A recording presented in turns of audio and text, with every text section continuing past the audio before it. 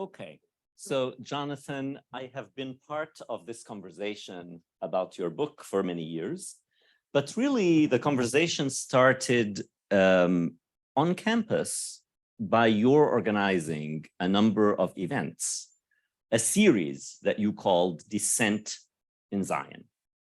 And I see the impact of that series in this book. So it is indeed the product of not only many years of research, but also the product of multiple conversations that were taking place on the San Diego State campus. So I want to ask you first, maybe a generic question, but an important one, I think, which is, why did you write this book? Why did you feel like you needed to write this book? You already organized a number of public events. Yeah. All right. Well, thanks to my colleague Rajan, and thanks to Fareed. Thanks to all of you for coming out. I remember Fareed and I had a discussion in 2016. Fareed was the final speaker for my Dissent in Zion series, and he correctly pointed out that I did have a number of dissenting Jewish voices, including Amira Haas, Peter Beinart. Peter Beinart features in my book, but Fareed correctly pointed out that I didn't really have speakers that brought up the binational Zionism that excited me. And so it was more just getting into the spirit of distinct Jewish views and critical Jewish views on Israel. So this is kind of a long postponed promise to finally fulfill kind of the heart of my interest of this alternative Zionism.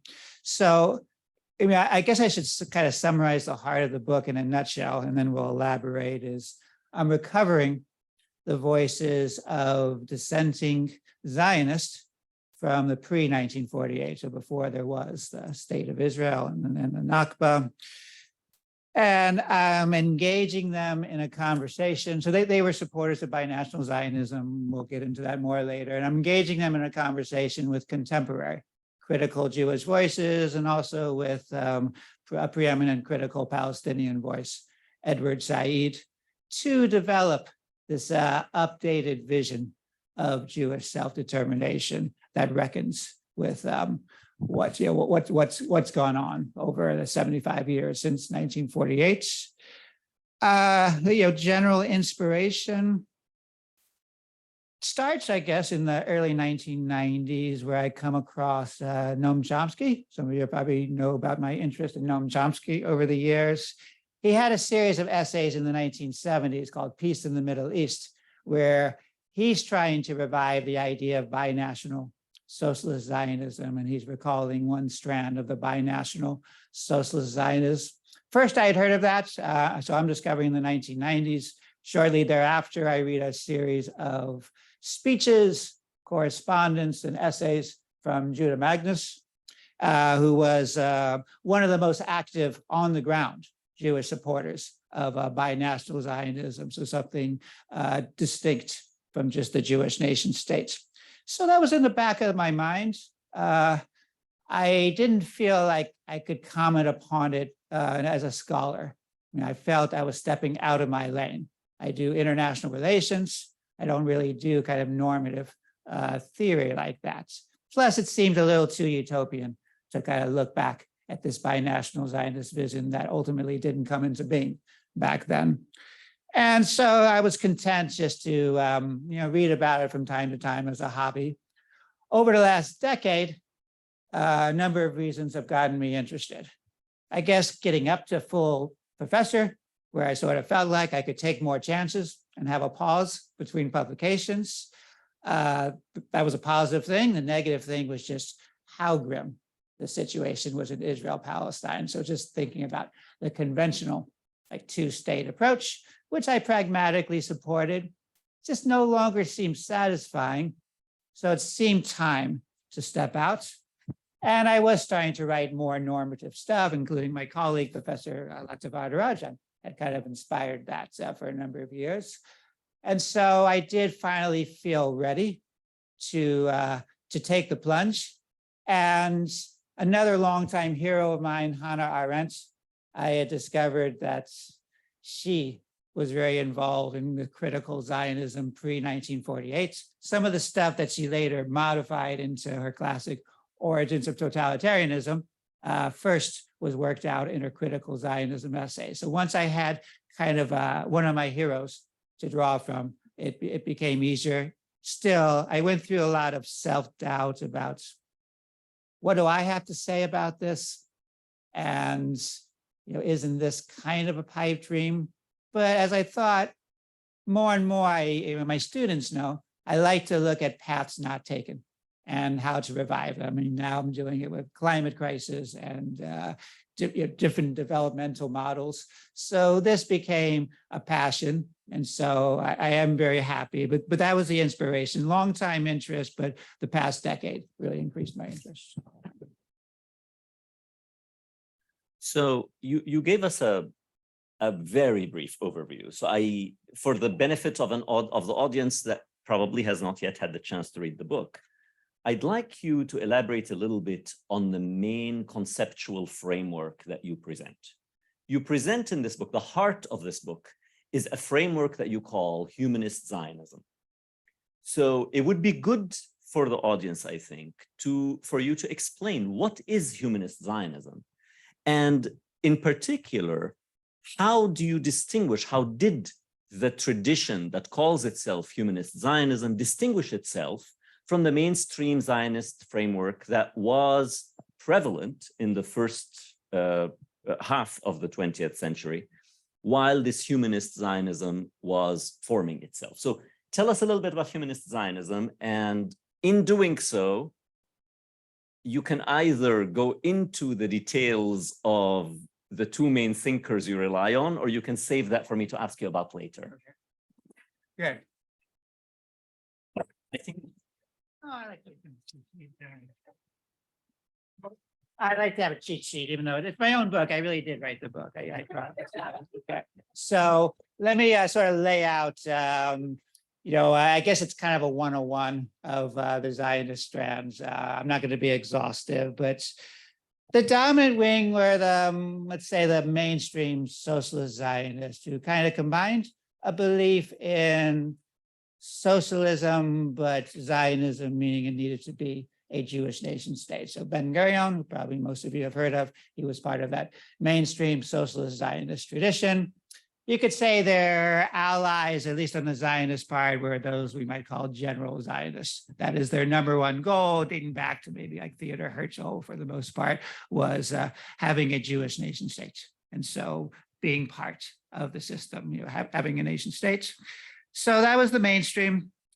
Then on the right, there was what was called the revisionists, led by Jabotinsky.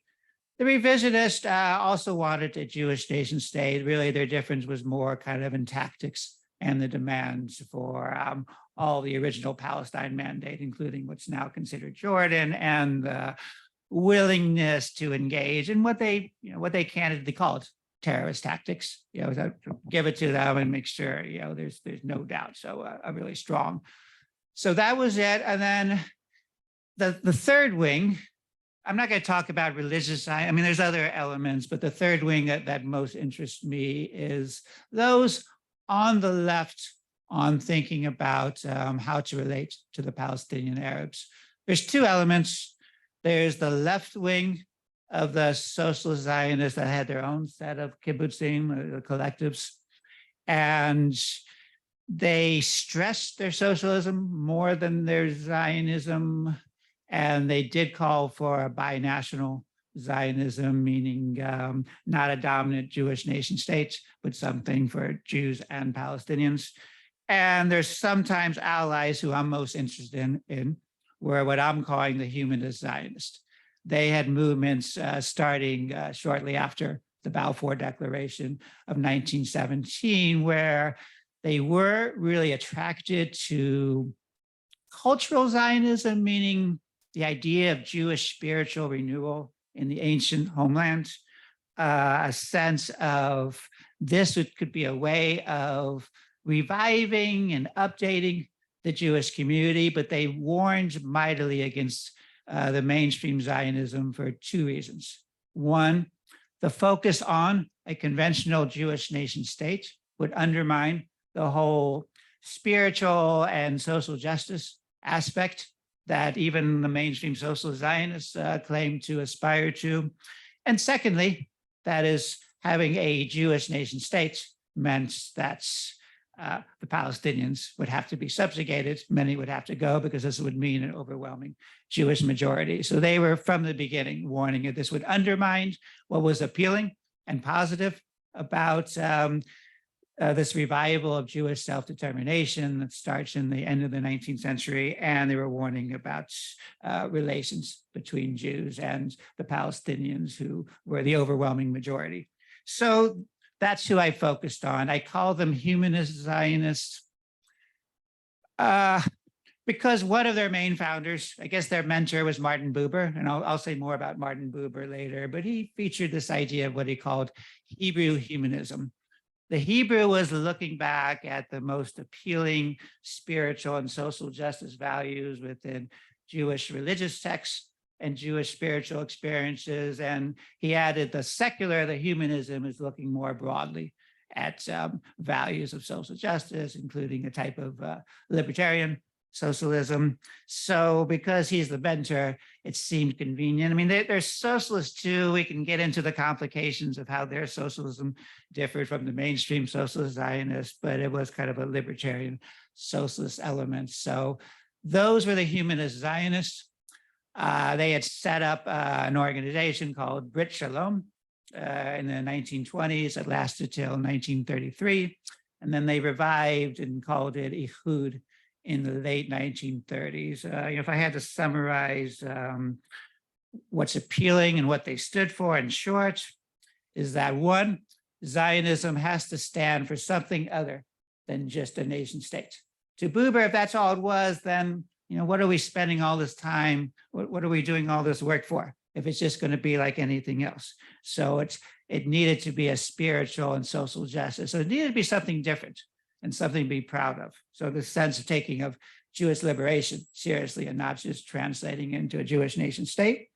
Secondly, what I like about them and what stands out is they warned mightily against attaching Zionism to either the conventional nation state, meaning that one national group predominates, and the mainstream approach was that the Jews would predominate and necessarily have to be a significant majority. And they warned against attaching Zionism to power politics, to imperialism. As Hannah Arendt and others, including Martin Buber, warned, is the things that were so devastating to the world and to the Jews in Europe in particular, the nation state, so that kind of nationalism, a very narrow insular nationalism, and imperialism. Well, the mainstream Zionists were embracing both those things. They were just trying to get a piece of the action. So they were saying that was a disastrous, wrong approach to take and would really just undermine what was exciting about Jewish self-determination. And their third thing is they regarded a just coexistence with the Palestinians as indispensable. Should I go into Buber and Arendt now, or do you want to do a follow-up? No, this is the perfect time for the follow-up. Yeah, So okay. I do want to ask you just to say a couple of words about the concepts that you draw, that you think are central from Buber's work and from Arendt's work that constitute this humanist Zionism. Like, what are some, it doesn't have to be a ton, maybe you'll just pick one or two insights that you think are particularly central for someone to get a feel for the depth of the framework. Yes. Some for Buber, some for Arendt. Yes. Okay. All right. So, I mean, look, Arendt's my first love.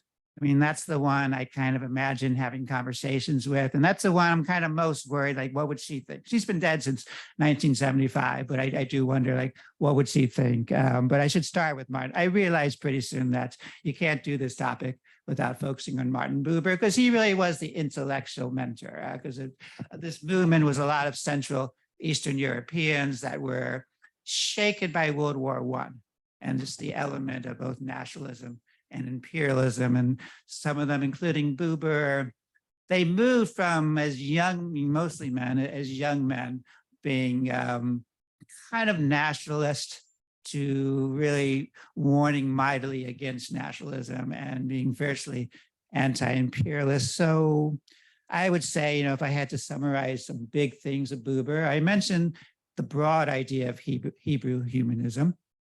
So it's looking at some of the egalitarian social justice values, say within the Hebrew Bible, the stories, the traditions, and linking it to kind of broader contemporary, mostly socialist egalitarian trends. He talked about Jewish universalism. Jewish universalism meant, yes, we want something distinct about a Jewish community, uplifting it.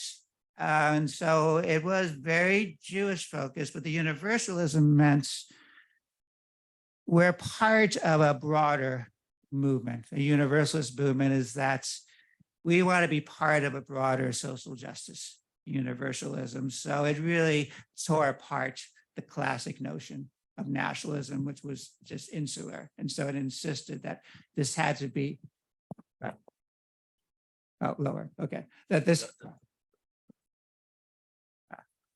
thank you, that it had to be, if it wasn't connected, if it wasn't devoted toward improving the world in general, then it was failing, and it was failing even Jewish values. And then he used the term political surplus. And this was, this was one of his nuanced ideas that he understood as sensitive as a Jewish development in Palestine can be.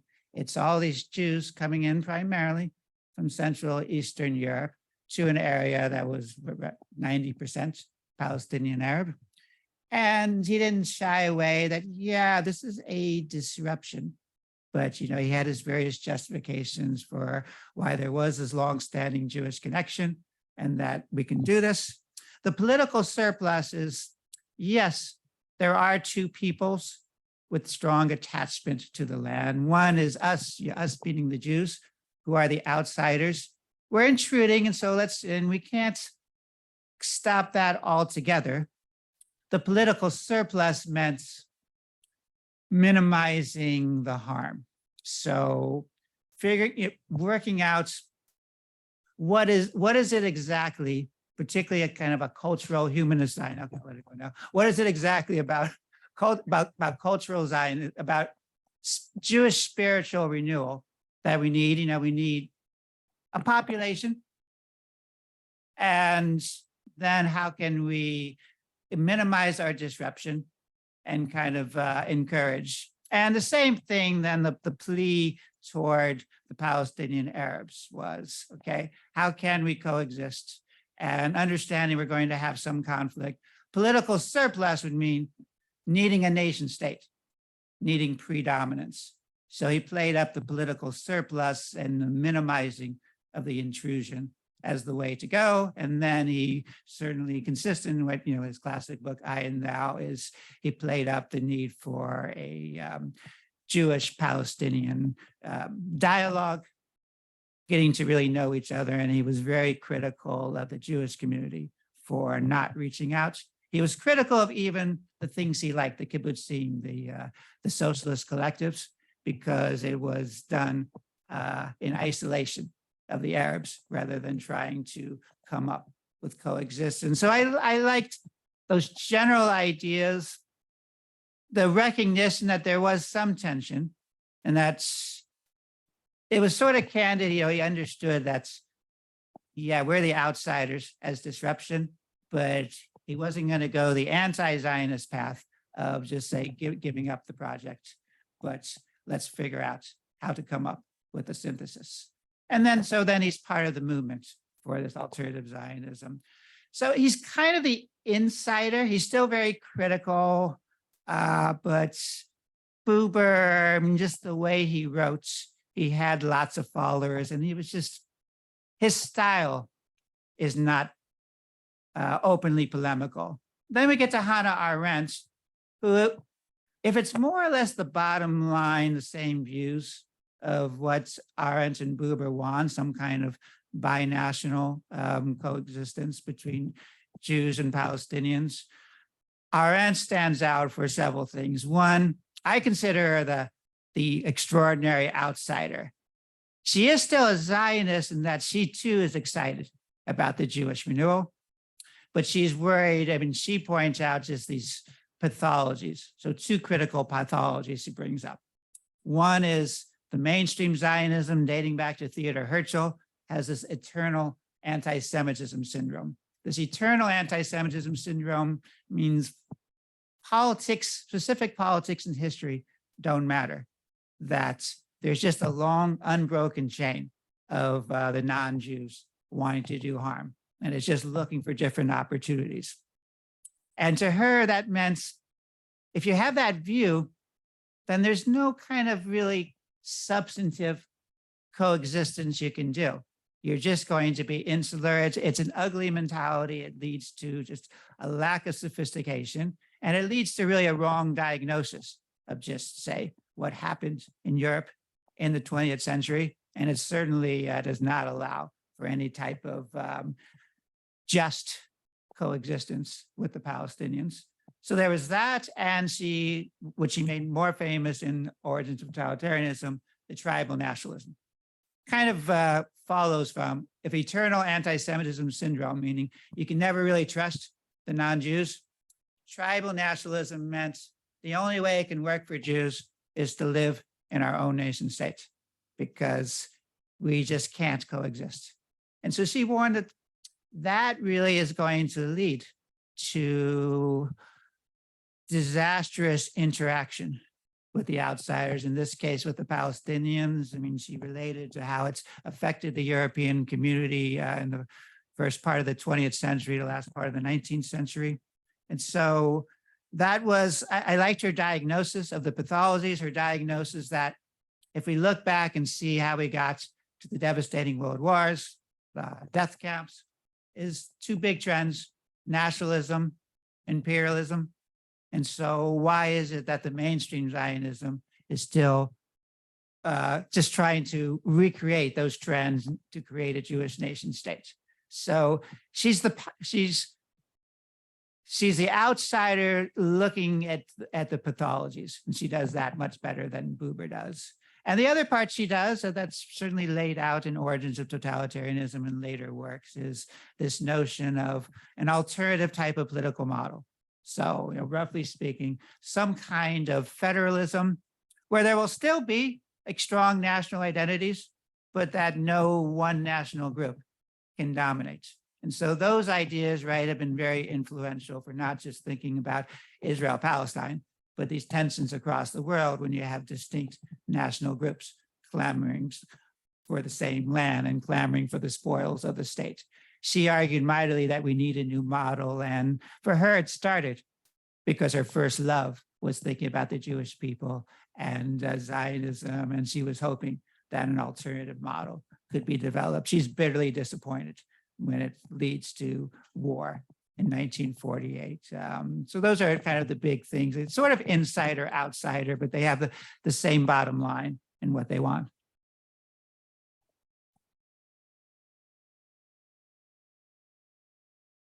So that was very helpful, thank you. And in particular, I really like the clarification you made at the end so that there is no ambiguity about what's the difference between the nation state model and binationalism, and that the nation state model is a model of the dominance of one nation. And binationalism is the rejection of the idea of the dominance of one nation on the land. And that seems like a simple idea, but actually is a pretty important one for when there are conflicting claims.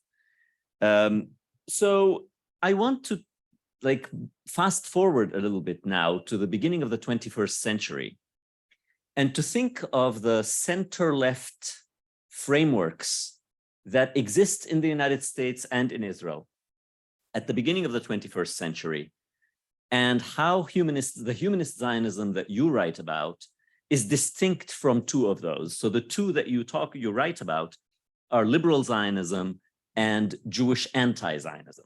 So you neither adopt a liberal Zionist framework, nor do you adopt a Jewish anti-Zionist framework. So maybe you can explain a little bit what these two alternatives are and why you don't adopt them. Okay.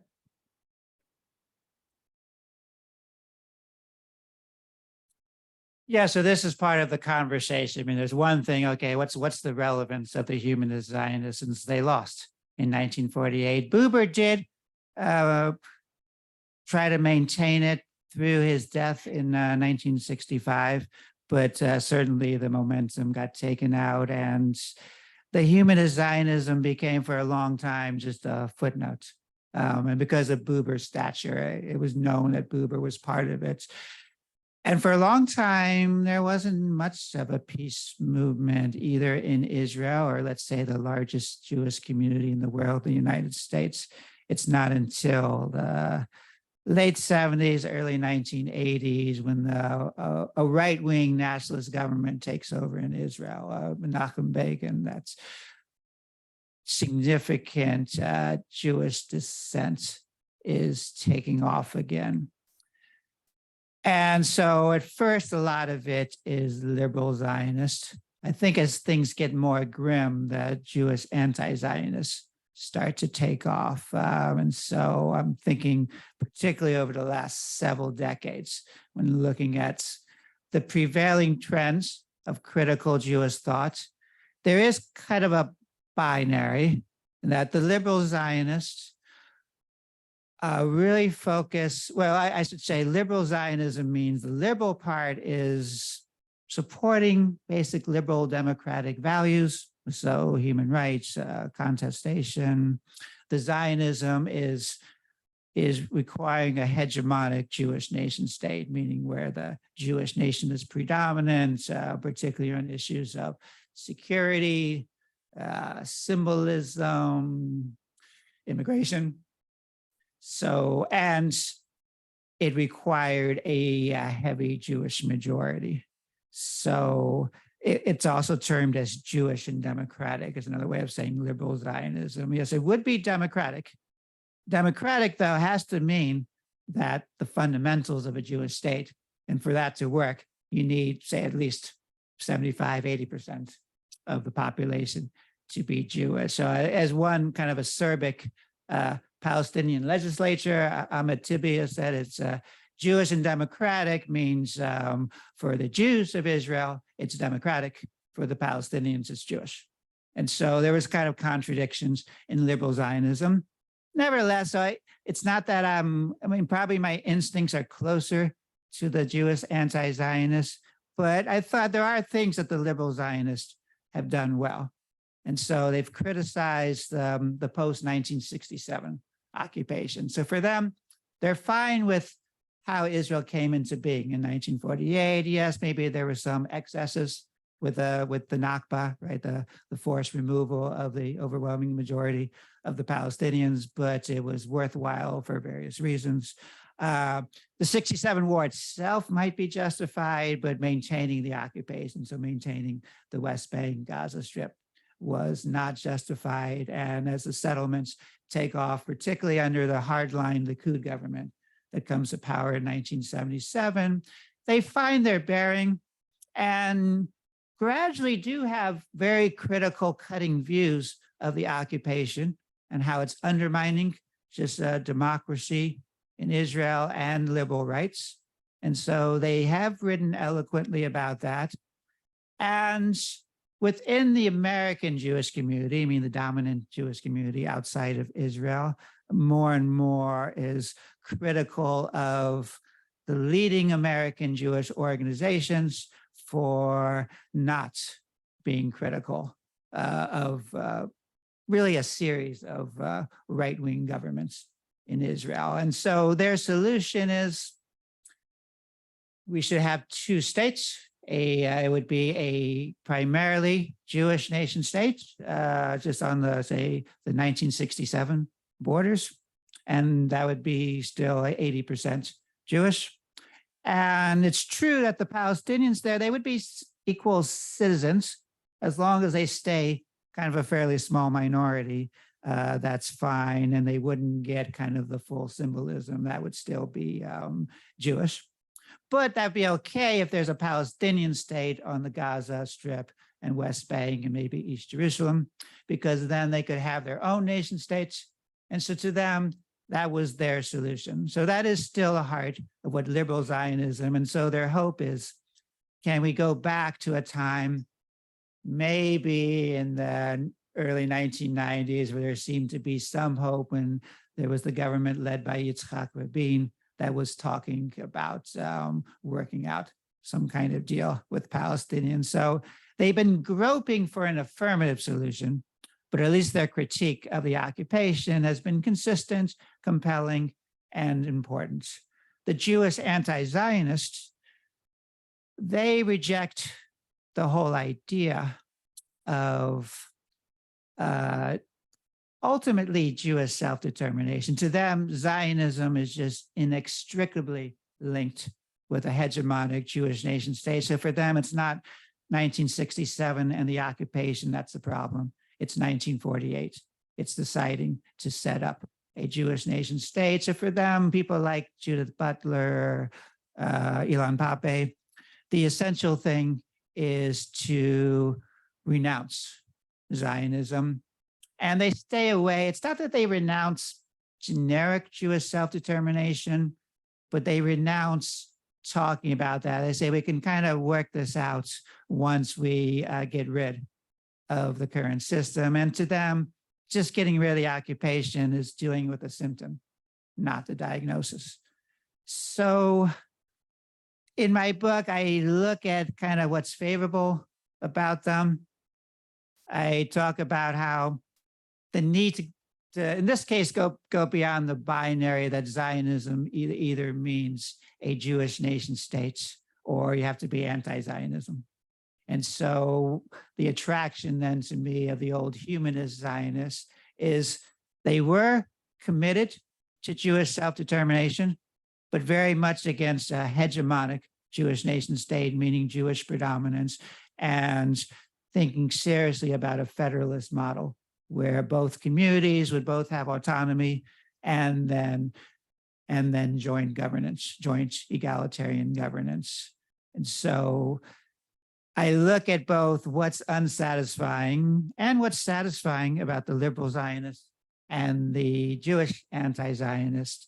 And I draw on some things from both of them to update, particularly, certainly the occupation is a new element. And so it's not literally the same, the post-1967 with the 1948, but like the anti-Zionist Jews, I do say 1948 does have to be addressed also. So the fundamental issues that the Jewish anti-Zionists are raising are fundamental. And so I draw from, I draw ideas from liberal Zionists and anti-Zionists to update the vision. And I no longer call it humanist Zionism. Well, maybe we're moving ahead of it, but that's the part. Should I go into that or? Okay. Yeah, I would have saved that for later, but now this is the right time. I think that, so here, yeah, let's get to the punchline. You came to title your book and you called it Jewish Self-Determination Beyond Zionism. You could have titled it The New Humanist Zionism, but you didn't. So on the one hand, you're rejecting the framework of the anti-Zionists. On the other hand, you haven't adopted the label of Zionism. So what's going on? I was wrestling with that. In an earlier article, I still was just calling it humanist Zionism and supporting it. But I agree with part, say what Judith Butler and other of the Jewish anti-Zionists have said, that Zionism has become so associated with a Jewish nation state. If that's what Zionism is associated with, then I too am anti-Zionist. But because I'm interested in I'm interested in Jewish self-determination and preserving that, I still don't call myself anti-Zionist, but I'm not going to call myself pro-Zionist either. So I wanted to drop the term Zionism from it. I'm paying homage to the old humanist Zionists. I do point out shortcomings in that they did not have a very sophisticated analysis of the Palestinians at the time or the broader Arab culture, but I think their hearts were in the right place. So I think I couldn't come up with a term, but I couldn't call myself either Zionist or anti-Zionist. And so I couldn't say humanist Zionist because it somehow meant that I'm still associating with it. And so it was someone who was helping me with the title, Michael Brackney. So a shout out to him. So Jewish self-determination beyond Zionism. And so it's not Jewish self-determination against Zionism. It's not humanist Zionism. And so that's how I do it. And there's discussions all the time about what is the essence of Zionism.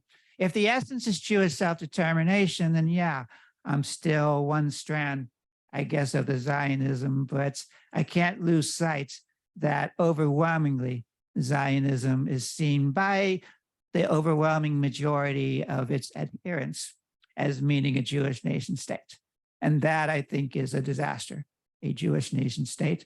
So I can't call myself that, but I do want a vision and a program of an updated Jewish self-determination in the land that's known as Israel, Palestine. So that was my tricky aspect. And so I don't want to call myself either anti-Zionist or pro-Zionist. So this framework, whatever we call it, the updated version of let's call it that. No, I don't want to call it that because that's the solution. No, that's the solution. That's the end goal of it. That's not the analytical framework. So what I'm actually, that's why I can't really say that, because that's not my question. My question is,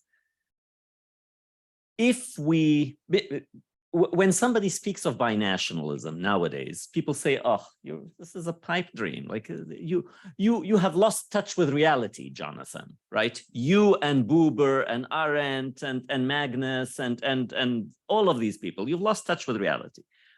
Yet, when one reads the book, one finds that there is a way in which the framework that you borrow from the humanist Zionists is more in touch with reality in some ways, in its ability to explain what happens since 1948.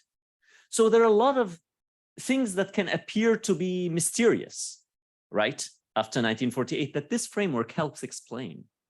So I'm thinking about the number of ways in which there were peace proposals that successive early Israeli governments did not want to have anything to do with.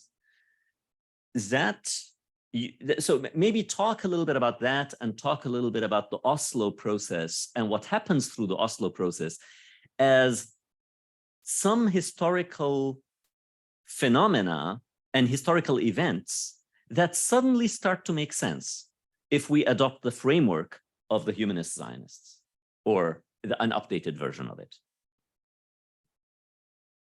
Okay, yeah, there's chapter 3 of my book for those interested that does try to apply the humanist Zionist diagnosis to 3 critical periods in the history of Israeli-Palestinian or broader Israeli-Arab relations. So it's the first decade after the 1948 war. It's a decade and a half after the 1967 war. And there's the Oslo era from the early 1990s to the second intifada that really takes off by the end of 2000, and the final failure of Camp David and the Taba talks.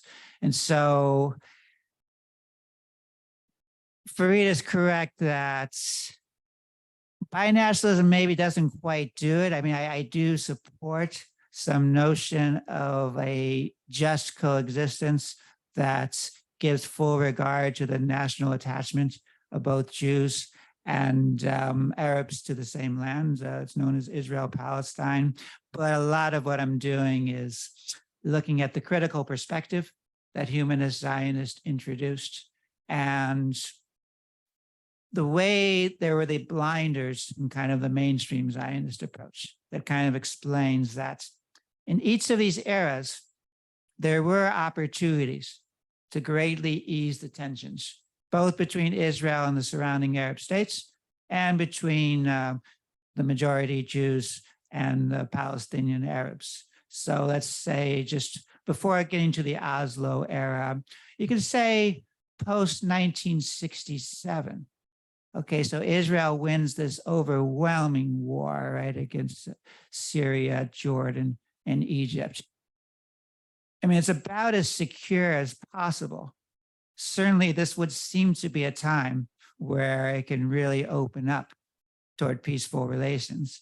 Instead, it rejects any effort at the emerging global consensus. At that point, the emerging global consensus is get out of the occupied territories of the West Bank, Gaza Strip, the Sinai, the Golan, and gradually by the early 1970s have an independent Palestinian state in the West Bank, Gaza Strip, and East Jerusalem. Very secure, certainly could do it, but I show how the pathologies of eternal anti-Semitism, tribal nationalism is you can't show weakness, and an utter distrust. Even when the UN, at that point, the UN is really quite receptive. It goes out of its way with the resolution after the 1967 war to really say it was kind of, both sides, and it's now the Arab states need to recognize Israel. And so they really got a very favorable one. It wasn't calling for an unconditional withdrawal, even though under international law, an unconditional withdrawal was demanded. And so they had all the conditions for them after 1967. Instead, and it starts with the labor government, then the hardline government accelerates it, but they start to colonize the occupied territories. And so one thing that the Jewish anti-Zionists are absolutely right in is that the same mentality that developed in 1948 just continues after 1967. So I do that diagnosis, and then we can look at Oslo. Okay, so the early 1990s. Just think of the opportunities the Israelis have, is that by this point, the PLO has very explicitly said, we recognize the state of Israel. We renounce terrorism, violence, and not just the PLO, but even the first Intifada, right? These civil society groups, they released a document saying, yeah, we're going to, we will support the international conventions, and we're calling for 2 states. And so at this point, right, Egypt's not even a threat. So talk about being very secure. And really the only thing that's hurting them is their maintenance of the occupation. And now they got, in a sense, the Palestinians just pleading. Okay, we're kind of giving you everything you said you wanted. You said you wanted recognition of a Jewish state. You said you wanted us to even renounce it. They haven't even asked for Israel to renounce all its multiple violations of international law. There's all that. And instead, what is Rabin, probably the most moderate of all the Israeli prime ministers, maybe Levi Eshkol, but let's say Rabin is one of the most moderates. He insists on an accord that gives Israelis just all the leverage on how to shape it. There's nothing about settlements, nothing about Jerusalem, nothing even referring to a multitude of UN Security Council and UN General Assembly resolutions saying that the settlements are illegal, the primary obstacle. It really puts it on a bilateral basis that the parties will collectively work it out. It doesn't recognize the idea that there'll be a Palestinian state. So at a time when they had everything going for it, and it would seem it still wasn't that far advanced, the settlements, it still would have been relatively easy to have pulled out, because even the more moderate wing led by Yitzhak Rabin, so the labor government at the time, even under that more moderate wing, they can't take the fundamental steps. They can't even embrace international law. All they call for is a model of kind of working with, say, Arafat, the head of the PLO, and kind of his top cronies for some security cooperation. And so, it's a real tragedy that there really were lots of possibilities opened up by the first Intifada and all this movement in the early 1990s. And Israel had plenty of opportunities. So you can't say, oh, it was just a problem of the Palestinians. They got everything they could have wanted. They had the strength. They certainly had support, but they couldn't do it. And so it's the pathologies that Hannah Arendt, brilliantly diagnosis, I point out, explains why they can't do it. And there is kind of this eternal anti-Semitism, the tribal nationalism, and the alternatives, that Buber and Arendt and others laid out of, here's a path. We can really greatly ease the tension. Why is it that instead what Israel does during the Oslo years is they expand settlements and they expand separation?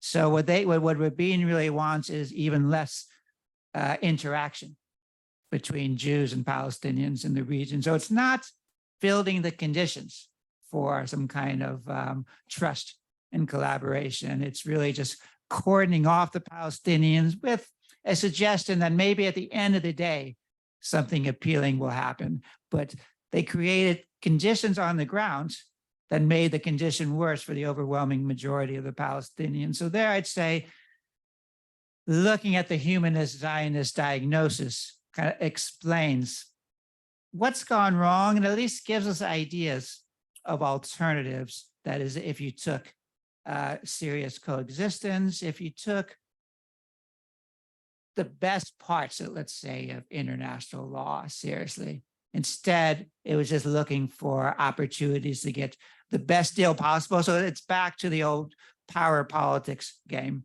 And so those things have led now to this really grim situation in 2023.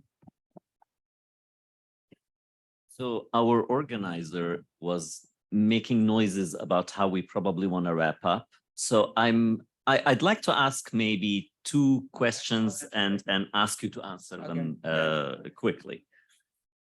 The first has to do with your competitors on the market, competitors to your book. Yes, I know. We don't like them, no. So similar arguments have been made to your argument, arguments that are in the same universe, right? By Peter Beinart and Omri Böhm. And you argue that you accept that you're on board, with them, but there's a difference. You draw a pretty red line separating your direction of argument from theirs, even though to the inattentive reader, it may seem like you're saying the same thing. So if you wouldn't mind just quickly explaining in what way do you distinguish what you propose from these two thinkers? And then I'll ask a final question. Good, I'll answer that quickly. So it's in chapter 1 of my book. And I think he was then an anonymous reviewer. I later found out it was Ian Lustig, that he did want me to spell out the distinction. By Peter Beinart, for those who don't know, certainly he made the big impact just because he's a prominent public intellectual who was a liberal Zionist who supported Oslo, and he supported a Jewish nation state. It was only I actually had him speak in 2016. In 2016, he was debating me. He was saying a binationalism will never work. He said he'd never seen it in any society. He said he did say it's a pipe dream. I'd like to think that I somehow convinced him. I don't know. It probably wasn't me. But he then, what was it, 2020 or 2019, he does famously come out for a binational state and says it's time to get rid of the hegemonic Jewish nation states. All that, I'm with him. I'm actually delighted because he gives what I'm looking for, more credibility. Because if Peter Beinart says it, a lot of people will listen. He's even been on the Jon Stewart show. So Beinart's pretty prominent. So I was delighted, and he's nice. I mean, we've kept up an email correspondence. What I don't like about him is that he still thinks. No, yeah. What I don't like about his I like Peter Beinart. Sorry. What I don't like about Beinart's argument is there is still that lingering liberal Zionist element that at some point it was better. And so he makes this argument that, he even says Jabotinsky, which is, for those who know the revisionists, he says, all those were not calling for a Jewish nation state. It's really only in the late 1930s, and it's because of Nazi Germany and the Peel Commission that it happened. But really, the original Zionist founders had kind of this multinational element. And so if we just recover the spirit of the original Zionist founders, including Ben-Gurion and others, and that would be appealing to a lot of Jews, Israeli Jews, because Ben-Gurion said it, must not be that bad. And I see the seductive element of it, but this is the problem, that he's still not doing the fundamental scrutiny of, say, what happened in the formation of the Zionist project, is that all of those, they had, I'm not going to get into maybe the technical reasons about why they didn't explicitly for a while call for a Jewish nation state. It was more for political pragmatic reasons, but all of them insisted, including Ben-Gurion from the start, that needed to be a dominant Jewish territory. And so it needed an overwhelming Jewish majority. So they're on the wrong track. And I was happy in a sense that they weren't a true competitor, because they weren't recognizing just the brilliance of the humanist Zionists. But also I thought they're wrong if they're going to point to the mainstream founders. The mainstream founders are the problem, not the ones to recover. So that's my distance. Yeah, you point out that it seems that anti-Palestinianism, if you will, was endemic to the founders. And that if one wants to retrieve something from a tradition, one does not retrieve something that in which anti-Palestinianism is so endemic. So my final question is about the update of humanist Zionism that you do by referring to more recent thinkers, Edward Said and Ella Shohat, and maybe just quickly give us a sense of what do you get, what do you import from Edward Said and Ella Shohat? What do they bring to the humanist Zionist framework that was missing? To spare you from having to say it, you say that, we have to move beyond the Eurocentrism of the humanist Zionist framework. And that's why you bring in Edward Said and Ella Shohat. So just a little bit on that would be good. And then we'll maybe end on that note and take questions. Okay. Yeah, so two big things is, they weren't, it's not even so much a gotcha that they were Eurocentric. It's more that they miss looking at other traditions that you could find appealing elements. So the Mizrahi Jews sometimes they're called the Arab Jews, or the Jews that had lived often centuries in Northern Africa, the Middle East, who had interacted, right, with Arabs and other Muslims for many years, is maybe something could be learned from their experiences. So that would be the Mizrahi, and that would be Ella Shohat, to look at her writings. Edward Said would be, okay, so what's the Palestinian counterpart to also being opposed toward hegemonic nation states? So Said from his own end, while perhaps he's more known among, say, the mainstream Jewish community for his very sharp critical comments on Zionism, he was also a very sharp critic of mainstream Palestinian nationalism. And so I saw the counterpart, how it looks from the Palestinian end, as really useful for thinking about a joint project. And I guess to sum up, maybe I'll just sum up Said, how I'm using Said is, he said, first, it does have to start with a full reckoning from the Israeli Jews of just the harms, with the Nakba and subsequent 75 years since the Nakba. And once we get that, he talked about we could have then a searching shared history, and that shared history would look at how the Nakba and the Holocaust interacted. So he's employing Palestinians to know more about Jewish history, not just think of them as the oppressors. And so that element nicely follows up on what Buber was calling for under a different historical setting up through the 1960s. So I have an affirmative way of just how you can start to find this shared project. The other part of the shared project is the so-called Arab Jews, or the Mizrahim, El Shochad, who was influenced by Edward Said, but looked at it from the critical Mizrahi tradition of the Mizrahim. They're in this position with the state of Israel. The growth of nationalism is that they're neither accepted by the dominant Israeli Jewish framework because of their Arabness, but they're no longer accepted within the Arab world because of their Jewishness. So they're kind of torn by both.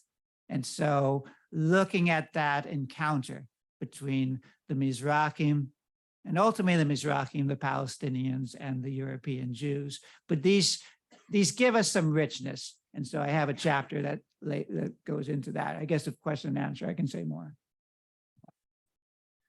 So if you have questions for Professor Graubart, yeah, we're going to end the recording first. Please just raise your hand. I'll call on you and either pass you the microphone